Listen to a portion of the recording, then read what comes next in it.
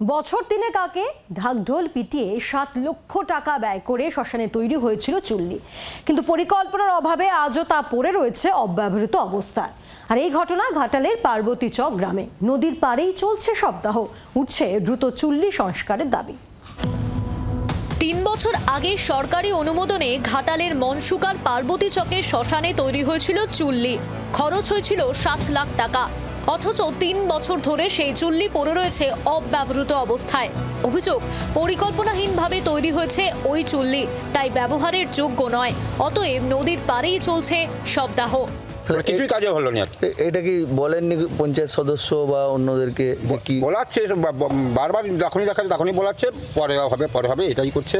কারণ ভুল করে তো মিস্ত্রি করে ফেলেছে না।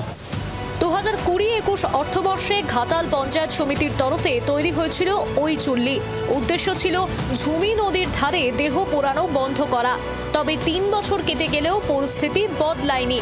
গ্রামবাসীদের অভিযোগ, বিষয়টি বারবার গ্রাম পঞ্চায়েতকে জানালেও কোনো সুরাহা হয়নি। বিডিও সাহেবের কাছে আমি আমার আবেদনটা রাখবো যে সাহেব যেন ওনার যেসব আমাদের কন্ট্রাক্টর কিন্তু আছে তাদেরকে দিয়ে যেমন আমার ওই শ্মশান চুল্লিটা চালু করে দেয়। অভিযোগ স্বীকার করে নিয়েছেন পঞ্চায়েত সমিতির সহ সভাপতি বিকাশ কর। তো আমাদের কাছে রিপোর্ট হয়েছে শ্মশান চুল্লিটা একটু ফল্টি হয়ে গেছে, অর্থাৎ যে পায়ারটা শবদাহ যেখানে রাখা হয়, রেখে দাহ করা হয়, সেটা দিক নির্দেশটা ভুল হয়ে গেছে, পূর্ব পশ্চিমে হয়ে গেছে, উত্তর দক্ষিণে করতে হবে।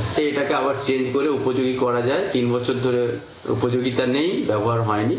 এটা আমরা পঞ্চায়েত সমিতির পক্ষ থেকে দ্রুত ব্যবস্থা গ্রহণ করব। সরকারের বিপুল টাকা ব্যয় চুল্লি তৈরিতে এত বড় ভুল হলো কি করে? তৈরির সময় কেউ তদারকি করলেন না? সরকারি টাকা নষ্টের উত্তর দেবে কে? উঠছে প্রশ্ন।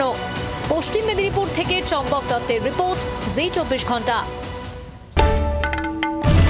বাংলার আওয়াজ, বাঙালির আবেগ, জি 24 ঘন্টা।